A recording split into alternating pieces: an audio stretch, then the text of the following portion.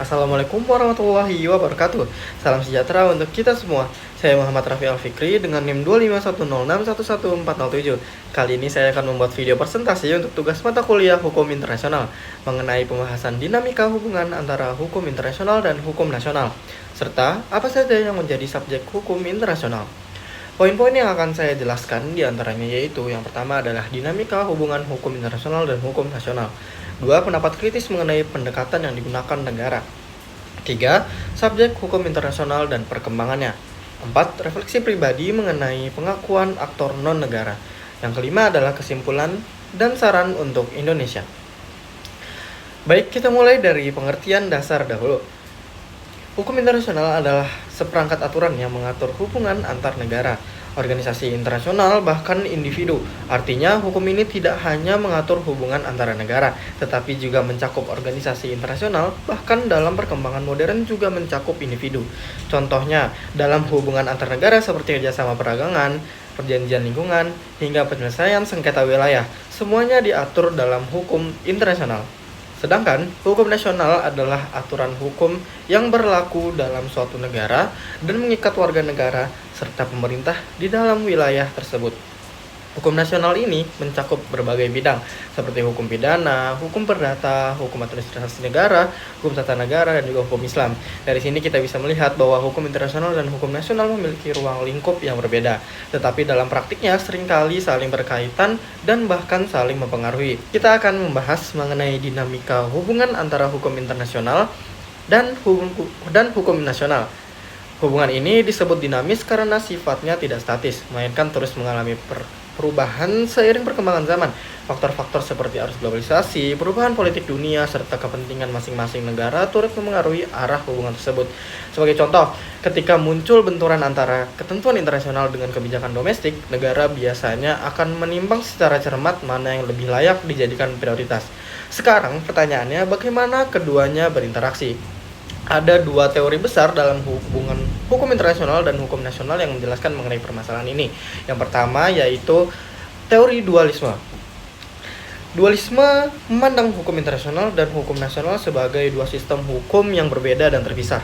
Artinya, aturan internasional tidak otomatis berlaku di dalam negeri. Ia baru memiliki kekuatan mengikat setelah diadopsi atau diratifikasi ke dalam hukum nasional. Karakteristik utama dualisme yaitu hukum internasional dianggap lahir dari kesepakatan antar negara, sedangkan hukum nasional lahir dari kedaulatan negara. Karena sumbernya yang berbeda, maka penerapannya juga harus melalui proses formal. Negara memiliki kontrol penuh untuk menentukan apakah suatu perjanjian internasional akan berlaku di dalam negeri atau tidak. Contoh penerapan dualisme yaitu ada pada negara Inggris adalah contoh klasik. Setiap perjanjian internasional yang ditandatangani pemerintah harus terlebih dahulu disetujui oleh parlementer. Tanpa ratifikasi, perjanjian tersebut tidak memiliki kekuatan hukum di dalam negeri. Misalnya ketika Inggris menandatangani perjanjian perdagangan internasional, rakyat Inggris baru terikat setelah parlemen mengesahkan undang-undang yang mengatur hal tersebut. Kelebihan dari dualisme sendiri ini adalah menjaga kedaulatan negara karena tidak ada aturan asing yang langsung berlaku, memberikan ruang bagi negara untuk menyesuaikan perjanjian internasional dengan kondisi domestik. Kelemahannya yaitu proses adopsi sering memakan waktu yang cukup lama. Ada risiko negara menunda atau bahkan menolak implementasi perjanjian internasional. Dalam isu global yang mendesak seperti perubahan iklim atau HAM, pendekatan ini bisa membuat negara menjadi tertinggal. Dan teori yang kedua yaitu adalah monisme. Monisme memandang hukum internasional dan hukum nasional sebagai satu kesatuan sistem hukum. Dalam pandangan ini, hukum internasional langsung berlaku tanpa perlu diadopsi ke dalam hukum nasional. Karakteristik utama monisme yaitu hukum internasional dianggap lebih tinggi atau setara dengan hukum nasional. Perjanjian internasional yang ditandatangani negara otomatis mengikat rakyatnya. Tidak ada proses ratifikasi yang panjang. Begitu negara menyetujui aturan tersebut maka berlaku di negara itu. Contoh penerapan monisme ada pada negara Belanda. Perjanjian internasional yang ditandatangani pemerintah langsung menjadi bagian dari hukum nasional. Misalnya, jika Belanda menandatangani perjanjian tentang perlindungan lingkungan, maka aturan tersebut otomatis berlaku bagi seluruh warga Belanda tanpa perlu undang-undang tambahan. Kelebihan dari monisme ini adalah mempercepat implementasi hukum internasional, negara lebih cepat juga menyesuaikan diri dengan standar global, cocok untuk isu-isu mendesak yang membutuhkan respons segera. Dan untuk kelemahan dari monisme yaitu berpotensi mengurangi kedaulatan negara karena aturan internasional langsung berlaku, bisa menimbulkan resistensi politik domestik jika perjanjian internasional dianggap tidak sesuai dengan kepentingan nasional. Rakyat bisa saja merasa kurang dilibatkan karena aturan internasional berlaku tanpa proses yang lebih panjang. Indonesia sendiri di sini cenderung menganut pendekatan dualistis. Misalnya ketika meratifikasi ICCPR atau Konvenan Internasional tentang Hak Sipil dan Politik, hak-hak tersebut baru efektif setelah dituangkan dalam Undang-Undang Nomor 12 Tahun 2005. Contoh lainnya yaitu ada pada putusan Mahkamah Internasional dalam sengketa Sipadan Ligitan antara Indonesia dan Malaysia. Putusan internasional harus diterima oleh hukum nasional meskipun tidak selalu sesuai dengan kepentingan politik domestik. Selain itu, kita juga bisa melihat kasus Timur Timur pada Indonesia dulu ketika referendum internasional menghasilkan keputusan untuk merdeka. Indonesia harus menyesuaikan hukum nasionalnya dengan hasil yang ditentukan oleh mekanisme internasional. Dari sini terlihat bahwa hubungan hukum internasional dan hukum nasional tidak selalu harmonis. Ada tarik-menarik antara kepentingan global dan kedaulatan domestik. Selanjutnya adalah pendapat pribadi saya.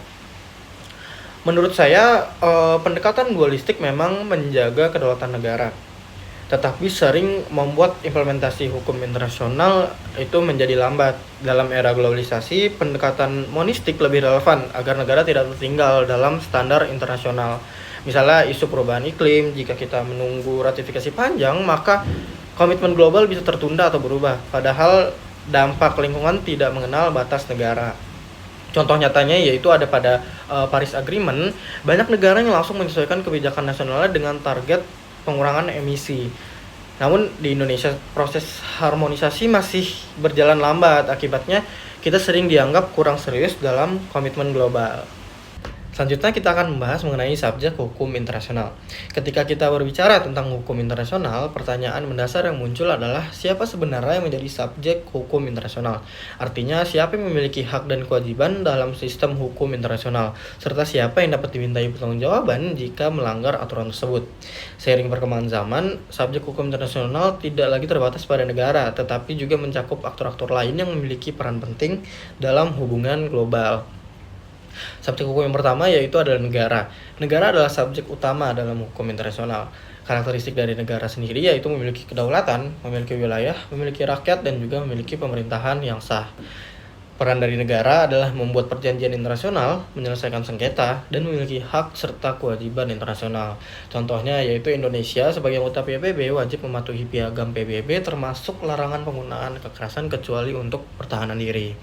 Negara juga memiliki hak untuk melindungi kepentingannya, misalnya melalui diplomasi atau arbitrase internasional. Sengketa perbatasan, perdagangan, atau sumber daya alam biasanya melibatkan negara sebagai aktor utama. Subjek hukum yang kedua yaitu adalah organisasi internasional.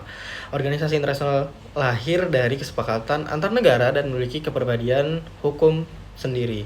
Contohnya yaitu PBB, WTO, WHO, Uni Eropa, dan juga ASEAN. Perannya yaitu PBB menjaga perdamaian dunia melalui Dewan Keamanan.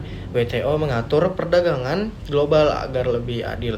WHO berperan sebagai koordinasi global saat pandemi COVID-19. Organisasi internasional dapat membuat aturan yang mengikat negara anggota. Misalnya Uni Eropa memiliki regulasi langsung yang berlaku bagi negara anggotanya, bahkan mengatur aspek ekonomi dan sosial secara detail.